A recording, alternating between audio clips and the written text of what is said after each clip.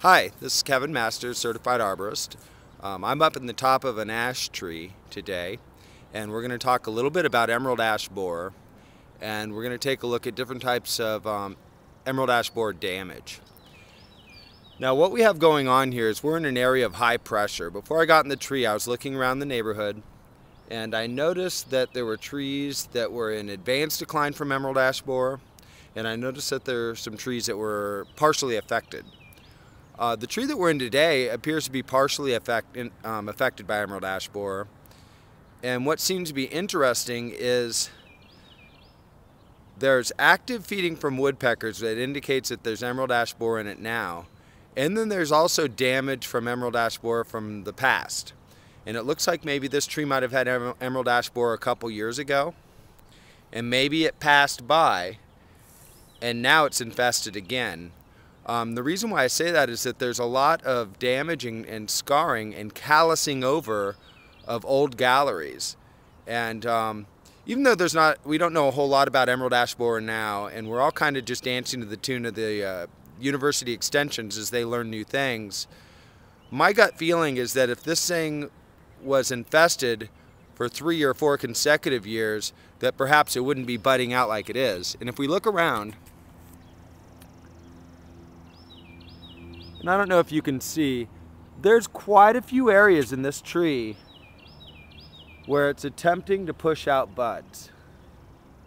And if you look at the tips of the trees, you can see just a little bit of leaf tissue popping out all over.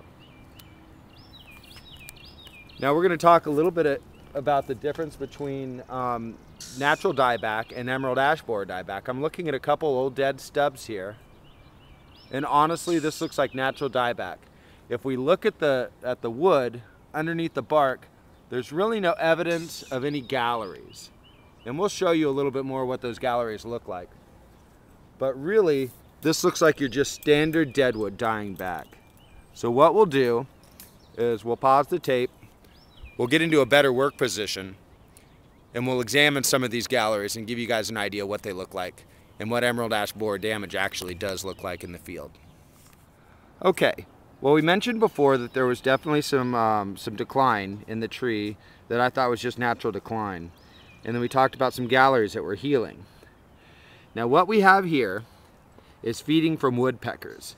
And for a homeowner, this is the easiest way to tell if your tree has emerald ash borer or not, are the woodpeckers just really loving your tree and all over it. And you can hear them pecking away if that's the case. But what you see here is a gallery where the emerald ash borer was burrowing under the bark, and you can see where the woodpecker has pecked away and cleared away the bark so that it can eat the emerald ash borer larvae underneath. This might have been just over the last winter, over the last few months. This is where a gallery has begun to wound over from emerald ash borer damage, I'm thinking 2 years ago. So this tree has had this emerald ash borer for quite a while, and I think, if I'm correct, that there, and it's a little out of focus, but that there is an old D-shaped exit hole. And we'll see if we can find some other D-shaped exit holes. So we'll climb around in the tree a little bit more and take a look at other damage from the emerald ash borer. If we look at that stem right there, you can probably see in the picture that there's some feeding along the stem. And anywhere where you see the white parts and the contrast in the bark, that is likely where there was larvae and the woodpeckers have begun to do their feeding. So part of what we're doing today, in addition to looking for the emerald ash borer and documenting it, is we're doing some deadwooding in this tree. And so we'll also be removing some deadwood, both the deadwood that's been produced by the emerald ash borer and deadwood that's produced naturally through the course of the tree's lifespan. Well, here's another gallery, and if you look really close, you can see the burrowing of the emerald ash borer in there. And down here is more evidence of where a woodpecker is trying to get at the emerald ash borer, and he probably plucked him right out of there. Okay, again, more evidence of emerald ash borer damage here, all the way up this stem. That's an old gallery that's beginning to heal up. If we go up this stem, we see evidence of a lot of damage. Well, I made a cut on a branch, and as I mentioned before, I think that this tree may have been infested a couple years ago. It might not have gotten so much attention last year, but I found what looked like last year's exit hole. And let me zoom in here. The quality of the zoom is really poor on this flip camera, but that's the exit hole.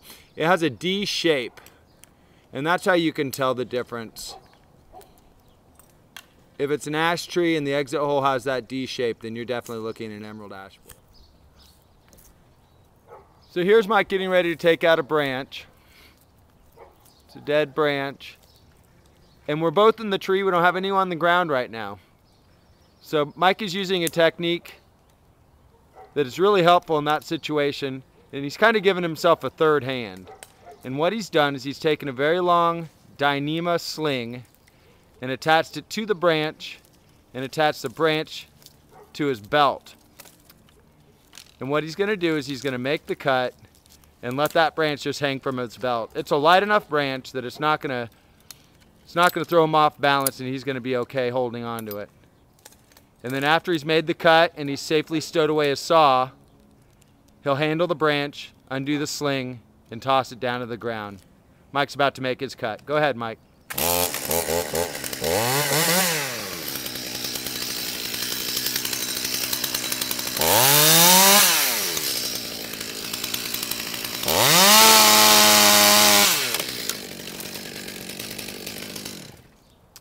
And there you have it. There was a little bit of a shock load, but he was ready for it. He knew what to expect.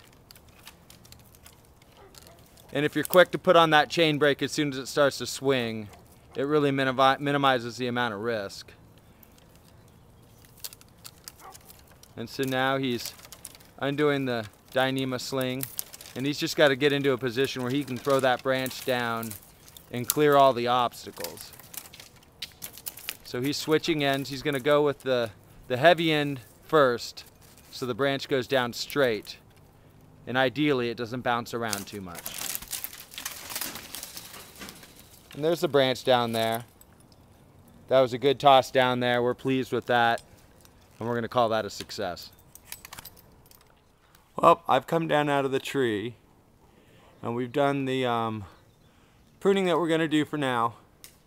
We've taken out the largest branches that looked like they were affected. And because we're not really sure about how stable this tree is going to be in the future, we didn't take out all the small pieces of deadwood, but I'd say we took out about 90–95% of it. Mike's just finishing up the last little bit now above the roof, and he'll come on down.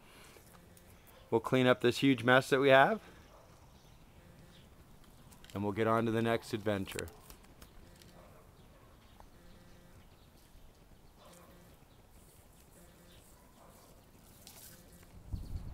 Well, we're all finished up with the tree. We removed all the deadwood and chipped all the branches and cleaned up. The tree looks really nice. We're very pleased with how it turned out. I spoke to the homeowner. I told him I was concerned about all the emerald ash borer damage that was up there, and so I recommended fertilization in addition to the imidacloprid, soil injected imidacloprid that we did a few weeks ago. So we're going to have to just monitor this tree and see how it does. But I did want to mention that this tree has been infested for a few years, and a lot of people make the mistake of contacting us after the tree is already showing signs of decline. I really do want to emphasize that it's best if we can get this, whether it's a soil applied imidacloprid or the triage trunk injection, that we're doing it proactively, and we're doing it in the annual or the biannual schedule necessary for the chemicals. So if you have any doubt about whether or not your tree is infested, then I really recommend you contact us immediately, give us the information, the background on the tree and everything you know, and see if we can do something to help your tree stay healthy. Thank you very much.